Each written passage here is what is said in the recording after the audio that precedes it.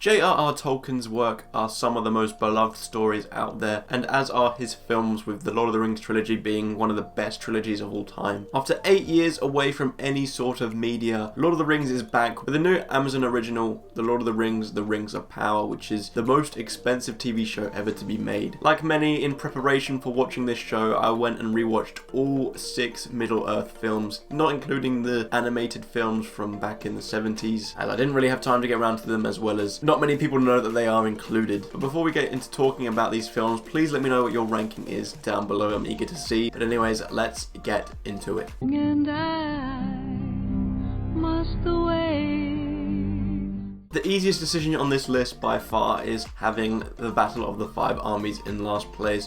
Now, I don't hate this film, and it's not necessarily a bad film, but especially compared to the rest of the franchise, it is easily the weakest. And that all comes down to one reason, is because The Hobbit is a singular book, and while it is quite big, it should never have had a trilogy devoted to it. And the Battle of the Five Armies proves that it's pretty much just an entire battle for the whole 2.5 hour duration. Like, genuinely, when you think about this film and what happens in it, all you can think about is the fighting. Yes, there is about 40 minutes devoted to the dwarves regaining Erebor. The previous 2 films had been building up to Smaug, and having him killed off within the first 15 minutes felt very anticlimactic, even though this was a start of a film. There was interesting dynamics of seeing how the people of Lake Town deal with the aftermath of Smaug, as well as Thorin becoming obsessed with his newly regained treasure, even though sometimes it felt a bit forced and went too far. But overall, this film takes one chapter, or I don't know, it might have been like 1, 2, or 3 chapters, and made it into a 2.5 hour movie, and you can really feel it as it's dragged out. There's just so much mindless action, some which literally blow up your brain for the wrong reasons. This film highlighted all the flaws that this trilogy had compared to the Lord of the Rings one, with another one being the rushed love story of Tauriel and Kili. So to sum it up, I just feel like maybe the previous 2 films in the Hobbit trilogy could have been extended a bit longer to prevent this film from having to be made.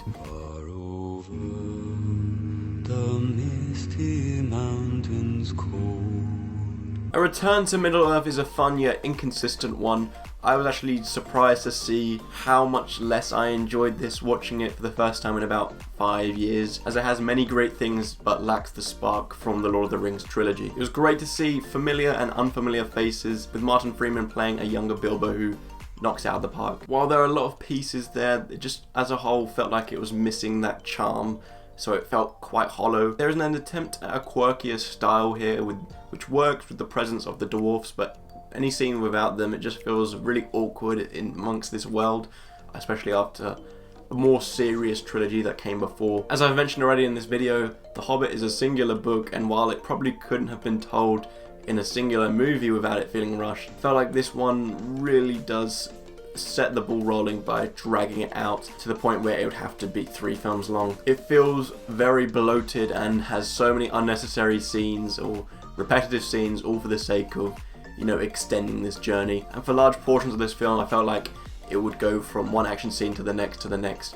I know that's what a lot of action films do, but there didn't feel to be much context or anything rewarding about it. I still enjoyed this film, as I mentioned, not as much as I used to, but there are still likable things about it. It just doesn't feel like it lives up to the original Lord of the Rings trilogy. Now I see fire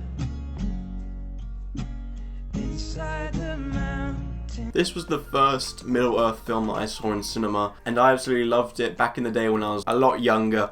This was actually probably my 3rd favourite of the franchise. But as time's gone on and I've, gained more knowledge about filmmaking and inconsistencies, I've realised that it isn't as good as the original trilogy. Overall, it just feels like a much more cohesive experience than the other, instead of just bam, bam, bam, action, action, action. We actually felt like there was purpose to the action scenes, and the way they were forced into certain scenarios. It just made for such a better experience than the other 2 in this trilogy. Rather than retreading familiar places like An Unexpected Journey did, here we are treated to so many new places, with Mirkwood, Erebor, Lake Town, all having their own personalities, which I absolutely love. With many trilogies, the second entry is often the weakest because it just feels like filler for the beginning and the end, it's the filling in between. But here, this is a rare case where the second is by far the best, as the journey in this film is more thrilling than the other 2. The storytelling is efficient, we get more character development than we had previously, and even some new good characters. Martin Freeman and Benedict Cumberbatch carry over that chemistry from the Sherlock series, and make for a very tense final act. For some it might drag on for too long, but I actually liked it how he was trying to keep him at bay and kind of distract Smaug. As well as them, I thought Richard Armitage, Ian McKellen and Luke Evans also delivered strong performances. Whilst it is by far my favourite of the Hobbit trilogy, unfortunately it doesn't exactly live up to any of the other Lord of the Rings films. As I said, I know I keep going back to them. There's a clear difference between the two trilogies, and here it just crams a bit too much in.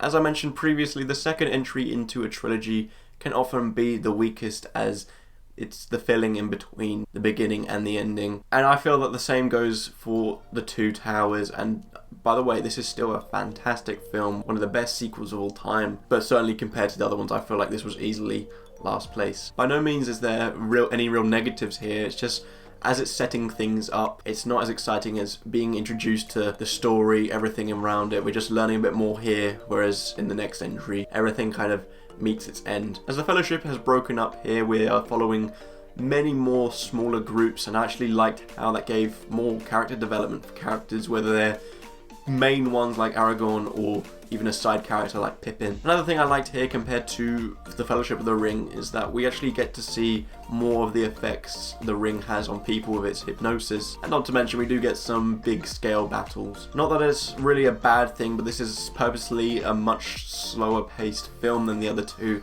That's why I find it my least favourite out of the bunch, but as you can see by my score, I still really enjoy this film. I really enjoyed my time watching it, but this is the one where you can really feel the duration. As I mentioned, it is necessary.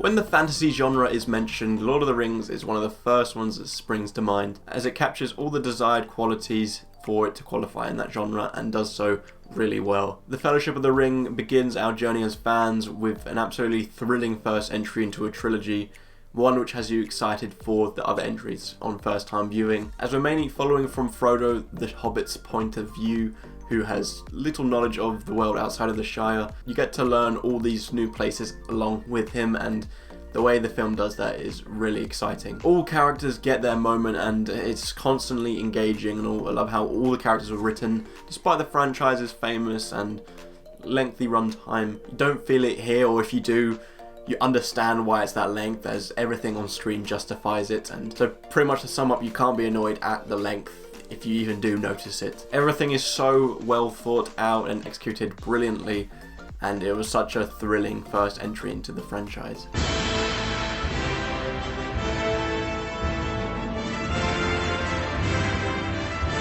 In most franchises, it's building towards a big climatic final entry, and while most manage to crumble under the pressure and expectation, Lord of the Rings: The Return of the King is one of the best executed final entries into a franchise. And not only just that, but it is also helmed as one of the greatest films of all time. The slow build-up of certain character aims and goals meet their satisfying end throughout this film's runtime in a fantastic way. For example, you take characters like Merry and Pippin, who seemed like side characters from the start and didn't feel like they had any impact on anything. They step into the spotlight in many occasions and have some of the most underrated character arcs in a franchise ever, and so it's just satisfying whenever they succeed at something. Despite all the emotional scenes in the previous films, they just don't hit the same as The Return of the King. It's on a completely another level, and it's such a satisfying and emotional experience. And that's all thanks to the well-constructed dialogue, character development, and just scenes in general. The battles are some of the best you'll ever see in a movie,